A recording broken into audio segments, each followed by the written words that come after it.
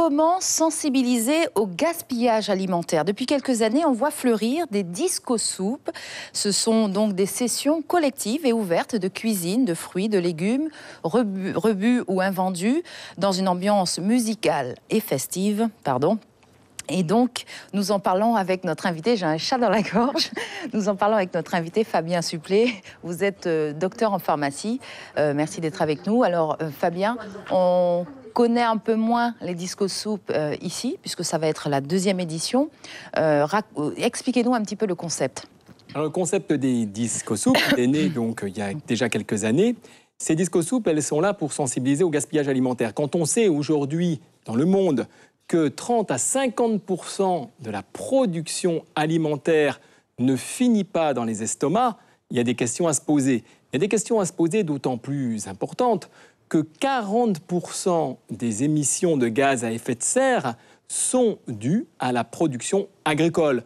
Donc, si on jette la moitié de 40%, ça veut dire qu'on pourrait économiser 20% d'émissions de gaz à effet de serre en étant un peu plus raisonnable sur notre façon de consommer. Alors comment ça se passe? Comment ça vient avec nos légumes Non, les un légumes peu périmés qu'on aurait dans le frigo? Comment ça se passe? On peut venir avec les légumes qu'on a dans le frigo, pas de problème. On les joindra aux légumes qui ont été déjà récupérés. En l'occurrence, cette disco-soupe donc, sera faite avec des légumes qui ont été récupérés auprès des coopératives, notamment Bio-Savane, pour ce qui est donc des légumes. Et ce sont les invendus, ou des produits, souvent des légumes qui sont un petit peu moches ou autres. Donc, qu'est-ce qu'on fait? On vient avec son matériel. Un économe? Un économe pour éplucher ou un couteau. On va pendant 1 heure éplucher, de 13h à 15h, on va éplucher les légumes. On va après les cuire. On va les cuire tous ensemble. Et surtout, on va les cuire en musique, puisqu'il y aura un DJ, c'est le principe des disco-soupes. Et on aura la présence exceptionnelle de Bastien Beaufort, qui est justement l'inventeur des disco-soupes, qui sera en Guyane exceptionnellement. Il est là pendant 3 jours pour justement parler de cette sensibilisation au gaspillage alimentaire, notamment avec la mise en place d'un mouvement qui s'appelle le mouvement Slow Food, qui est un mouvement à l'origine qui est né en Italie, qui maintenant est présent dans le monde entier, dont le but est de promouvoir le bon, le propre et le juste. Alors, où on en est, nous, en Guyane? Parce que, bon, les disco-soupes existent en Europe depuis de nombreuses années. Où on en est en termes de gaspillage? On sait qu'il y a encore des personnes qui se font sanctionner en Europe quand ils récupèrent des objets, de la nourriture dans les poubelles.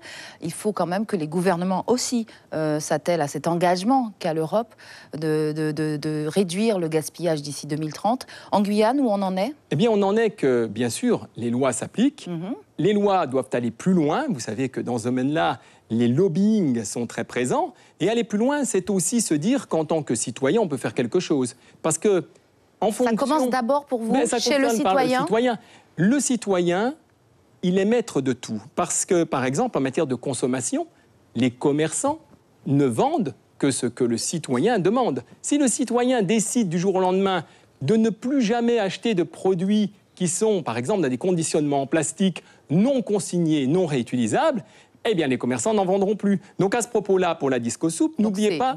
C'est demain, de 13h à 19h, avec des conférences, un cycle de conférences, et n'oubliez pas d'amener votre bocal en verre pour récupérer votre soupe, parce que la soupe qu'on aura tous ensemble fabriquée sera distribuée gratuitement, une louche, mais il faut son bocal.